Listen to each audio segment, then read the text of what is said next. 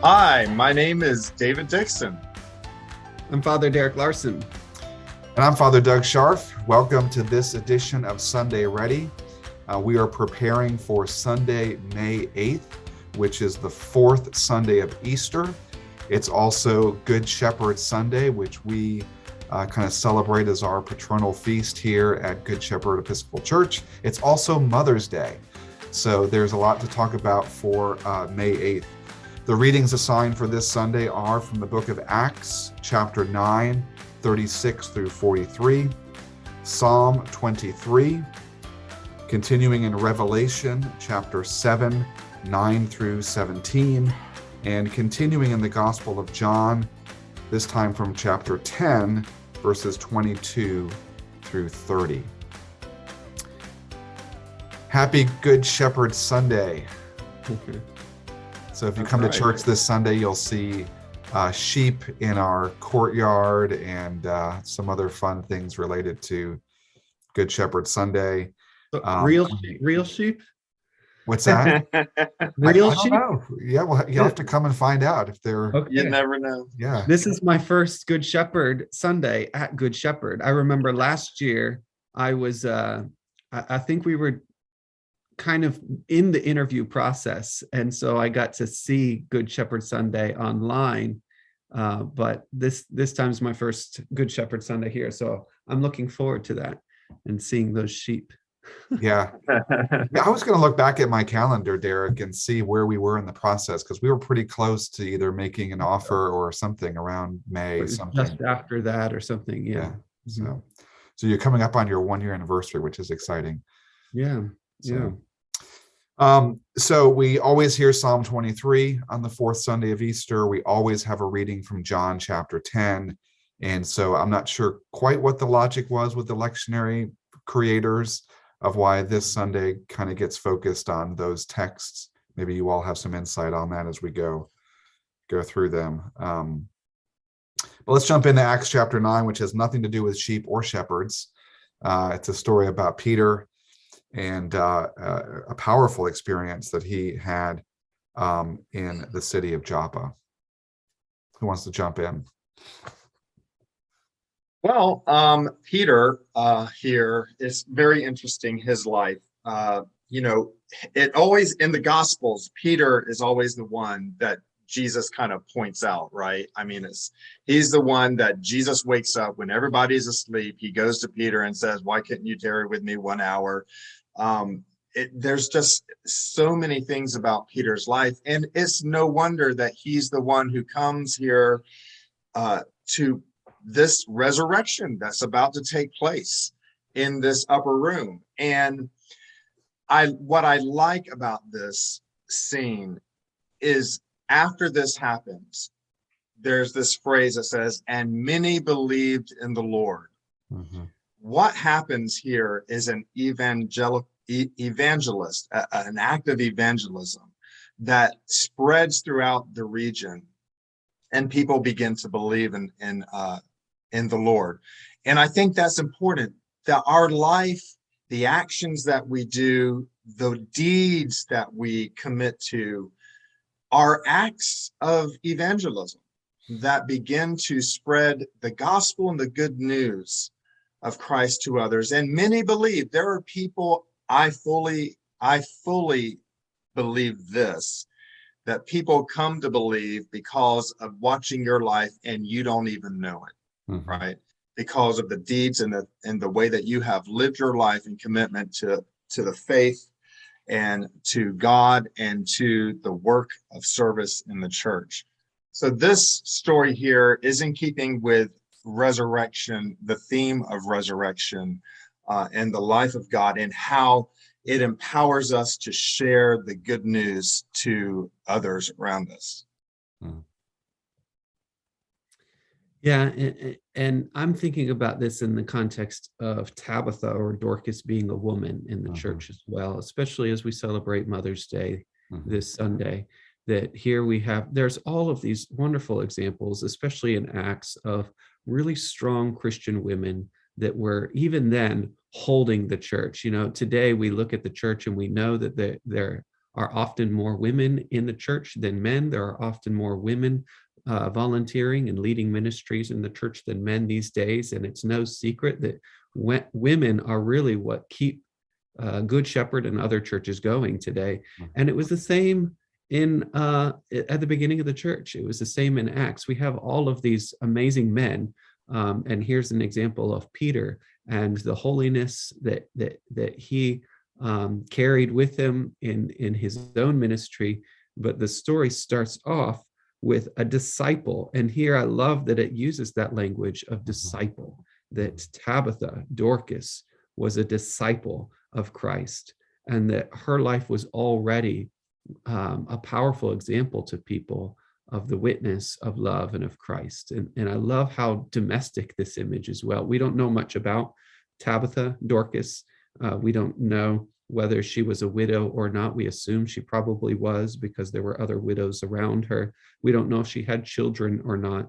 But I just love this image that her testimony went with her, so that the other widows were showing tunics and other clothing that Dorcas had made while she was with them. Look at this, Peter. Look at this one, Peter. Isn't this beautiful? Look at the threading on this one. You can just imagine what that would have been like.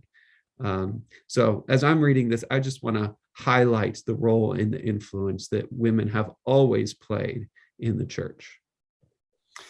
And I think that's also a helpful way to think about what Luke, as the writer of Acts, is doing, because there are so many ways in which the book of Acts parallels the Gospel of Luke, both in terms of the experience of discipleship, but also then what the apostles are doing parallels what Jesus did in the Gospels. And so Luke, more than the other gospel writers, highlights the role of women. We've been talking about this in our Bible study, that they were supporters. They provided financially for Jesus. They were the ones who, in my mind, probably were more kind of grounded and steadfast in their devotion and their support than some of the men, in the gospel.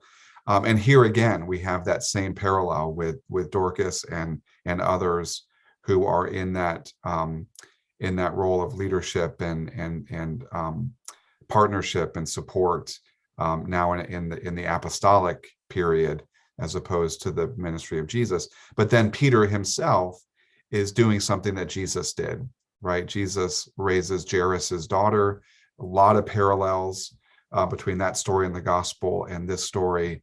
There's other stories in Acts where Peter, heals someone at the gate called Beautiful in a very similar way that Jesus heals. And so both in terms of context and content, the book of Acts is paralleling the Gospel of Luke, and there's a lot of intentionality there as well. All right, Psalm 23. We were saying before we started recording, we will either have a lot to say or not much to say about this psalm, because it's so familiar and so many people know this psalm. Most people, even if they're not churchgoers, know something about Psalm 23 and the Lord's Prayer, right? Those two biblical texts. Yeah, it's a beautiful one that we read each year. You had mentioned right before recording this to pay attention to the fact that our epistle reading from Revelation is a funeral text. Didn't you say that? I did. And this psalm is also read at funerals, right? Yeah. So it is interesting to and then our first reading is about the death of someone, and then also the resurrection of that person. So all throughout these texts, we do kind of have this resurrection story, but part of the resurrection story is death, and so we bring those into it. I read Psalm 23 in a few different ways, but one of the most powerful ways that I like to read it is, a Good Shepherd Sunday often comes up on Mother's Day Sunday as well, and I love fusing the two together. This is such a powerful image, not only of what a shepherd is, but what a mother is. I remember the second sermon I ever gave in the Episcopal Church was on Good Shepherd Sunday. And I talked about that kind of the fusing of the Good Shepherd and the Good Mother. And if I may, I just want to read a version of the psalm that I wrote for that Sunday. It's, real short, but if you look at it as I'm reading, you can look at Psalm 23 line by line and see how it's similar. But I changed it just a little bit, and this is my version. The Lord is my mother. She provides all I need. She sings me to sleep at night. Her voice is a soothing stream. She comforts and encourages me. She teaches me the way of love. And even when the lights go out, I am not afraid, for she is with me. Her firm confidence comes with tender hands. She prepares a meal for me and invites those with whom I don't get along. She fills my cup. Surely in my life she will always love me, and I shall be wrapped in her arms forever. Wow. Isn't that kind of nice to think about it Yeah. in those terms of a mother? So I love it. Yeah, that is I like- awesome. It is. I like the part where she invites those whom I don't get along with to have lunch with me. yeah, I like it. yeah, That's awesome. Yeah. Well, and it ties so nicely to some other images in the Psalms. I'm thinking, I can't remember the number. It's 130, 131, somewhere in there, where it says, we find rest in God's presence, like a a nursing babe at the Yeah. mother's breast. I mean, it's this very maternal. It's a very short psalm. I can't remember the number, but I think anyway, it's 131. I think Yeah, it's 131. Yeah, I do too. And so we get those images, right? So to connect the shepherd image with the maternal image, I think that's a powerful way to bring all of those themes together.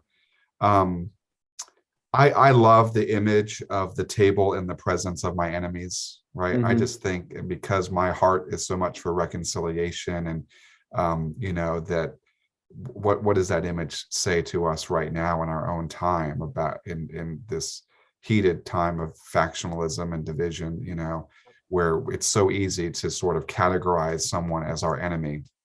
What does it mean to have a table in the midst of that, right? This image of fellowship, this image of feasting, this image of abundance.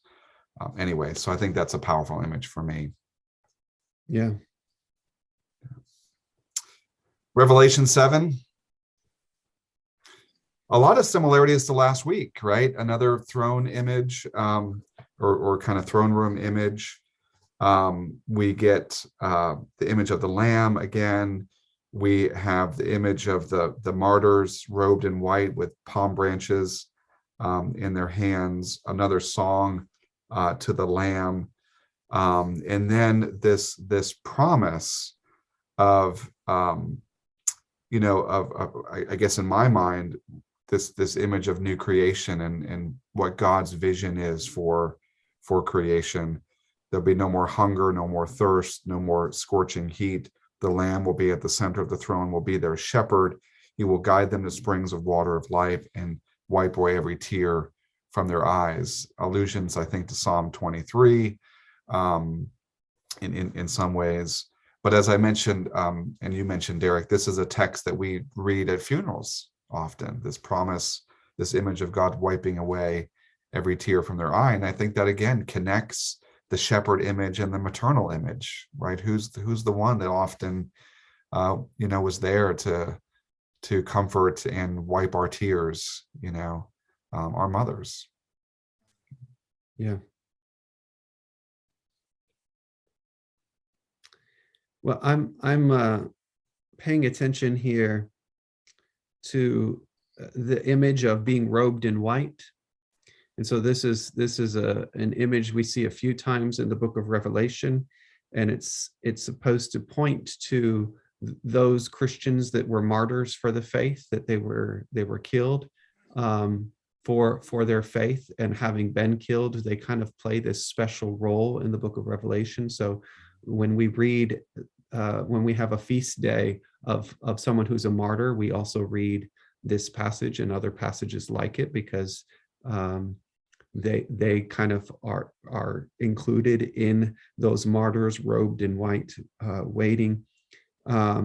and it's a baptism image as well in an interesting way, that they were baptized through blood and not only through water, but in baptism they were clothed in white and are there in heaven waiting, and will eventually be, God will wipe every tear away from their eyes. And it's one of the reasons why we wear our white robes in church, is that same kind of symbolism of baptism and of all that has gone before. But what strikes me, I just say all that because I'm noticing here that it's not only the martyrs who are robed in white, but it's the Lamb who's robed in white. You see that towards the beginning of the passage, standing before the throne and before the Lamb robed in white. Or am I reading that? No, actually, I'm reading that wrong, aren't I? The people and languages standing before the throne, they're the ones robed in white. Okay. So I was thinking that the Lamb was robed in white, and you had this image where the martyrs are dressed and following in the footsteps of the Lamb.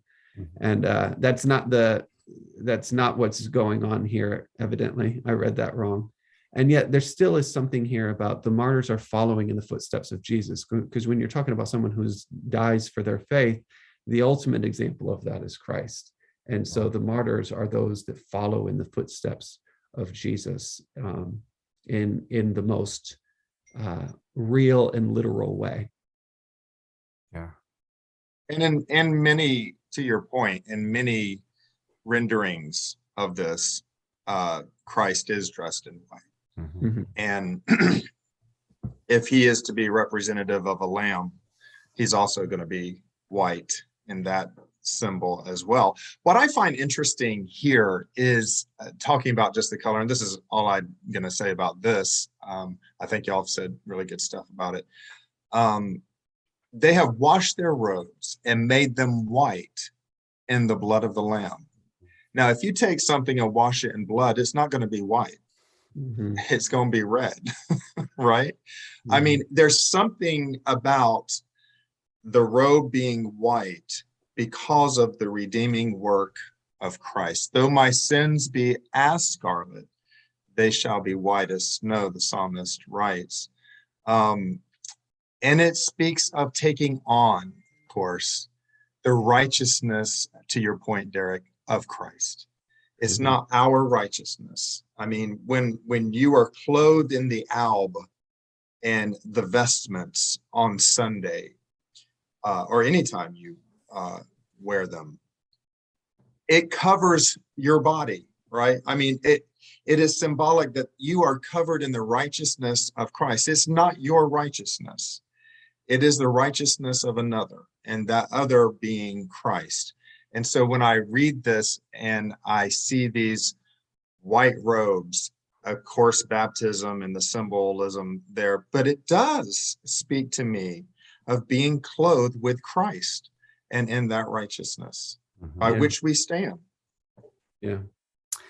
And for me, it also harkens back to the beginning of the book of Revelation, chapter 1, verses 12 through 16, where John sees this kind of risen,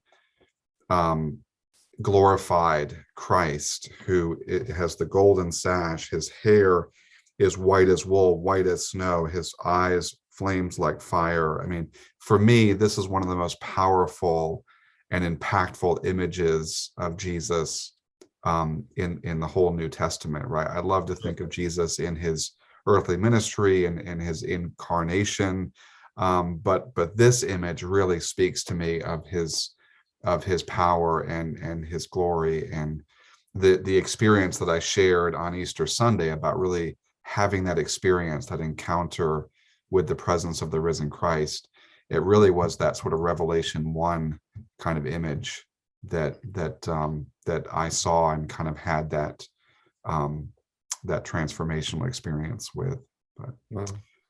And just to name one of the challenges of this passage is the way it's been read racially over the centuries, and the way it can be continually read racially. There's all of this talk about whiteness, and whiteness as purity and goodness and holiness.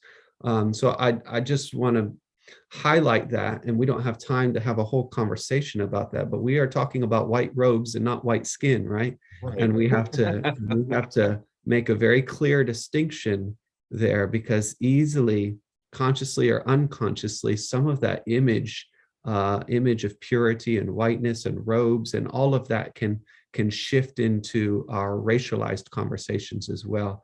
Yeah. That's a whole nother conversation that has so much baggage, and I think it's a conversation worth having. But I'd just like to put a note in there that this passage can be read harmfully in wrong context to some people, for sure, and has been. And has been. Yeah, and that was well said, Derek. We're talking about white robes and not white skin, and that's in the text itself, right? From every nation, tribe, people, and language, right? So this great multitude is in my mind this incredibly diverse, inclusive multitude of God's people, which I'm imagining is every color, skin, and hair, and all of that wonderful, beautiful diversity. The white robe, symbolizes something about what Jesus has accomplished in their own sort of spiritual condition, or however you want to describe that, but that's distinct from that wonderful diversity. So it's kind of right there in the text, but to your point, often it's not read that way, right? And the whiteness is what is highlighted and kind of extrapolated from there into these other kind of racial destructive forms. So, all right, John 10.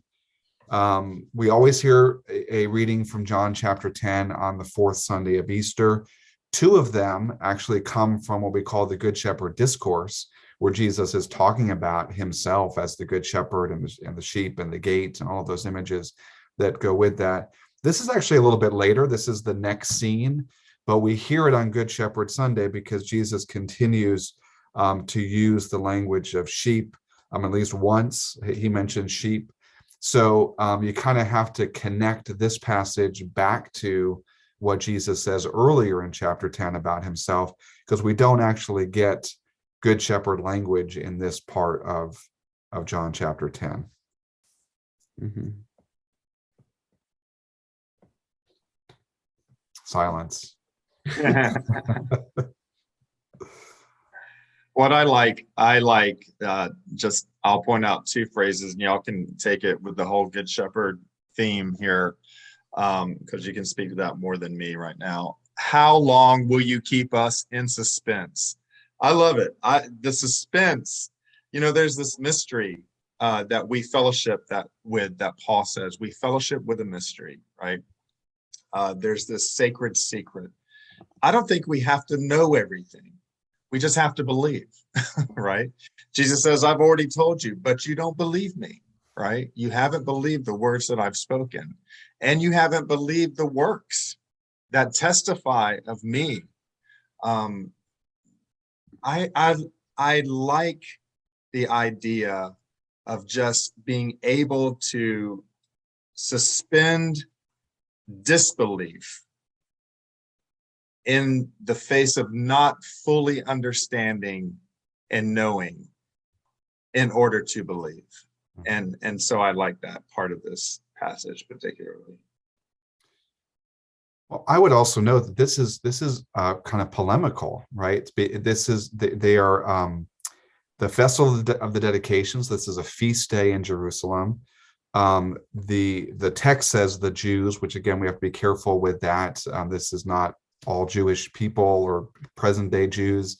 To Derek's point about Revelation, there are parts of John that have been used to support anti-Semitic actions and rhetoric. This is referring to Judeans or religious leaders or part of the religious establishment. But however we want to understand that term in its context, they're gathered around Jesus and they ask him this question: how long will you keep us in suspense? And Jesus says, I'm kind of already showing you by what I'm doing, right? If you're paying attention and seeing what I'm doing, you don't believe because you don't belong to my sheep, right? So this is actually kind of an admonishment against these religious leaders. And in the context of that admonishment, Jesus is describing this relationship with his sheep, but it's actually a polemic against these the ones who have come to kind of test him or question him in the context of this festival in Jerusalem. So that's an important contextual part of the story that often gets overlooked.